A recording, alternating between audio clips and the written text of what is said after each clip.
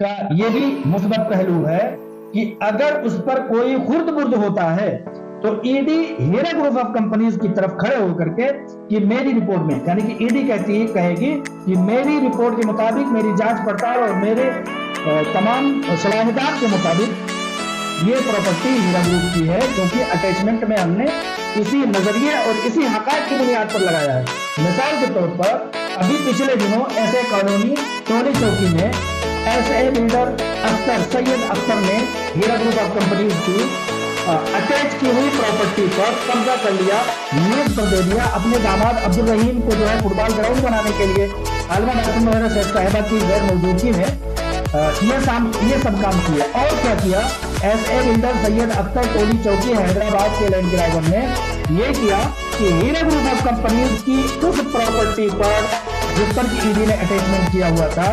बिल्डिंगें बना ली।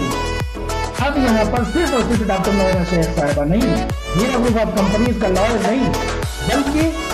ईडी का लॉयर भी आकर के खड़ा होगा और कहेगा कि ये प्रॉपर्टी मेरे मुताबिक, यानी कि ईडी के मुताबिक ये हीरा ग्रुप ऑफ कंपनीज की थी, है और रहेगी, क्योंकि इस पर हमने अटैचमेंट लगाया। दौरान अटैचमेंट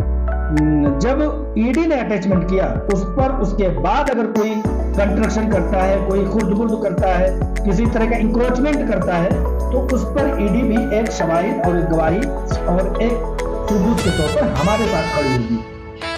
दूसरी सबसे बड़ी मिसाल जुबली हिल, हैदराबाद जुबली हिल में एक ख्वाजा मोइनुद्दीन नामी ऑफिसर आकर के हीरा ग्रुप ऑफ कंपनीज के बंगले में काबिज होता है और उसके कागजात बना लेता है अपने साले और अपनी बीवी के नाम से। हालांकि उस पर अटैचमेंट है। मैंने ईडी से उसके ट्विटर हैंडल में पूछा है कि सर ये कैसे मुमकिन हो सकता है कि ईडी का अटैचमेंट हो,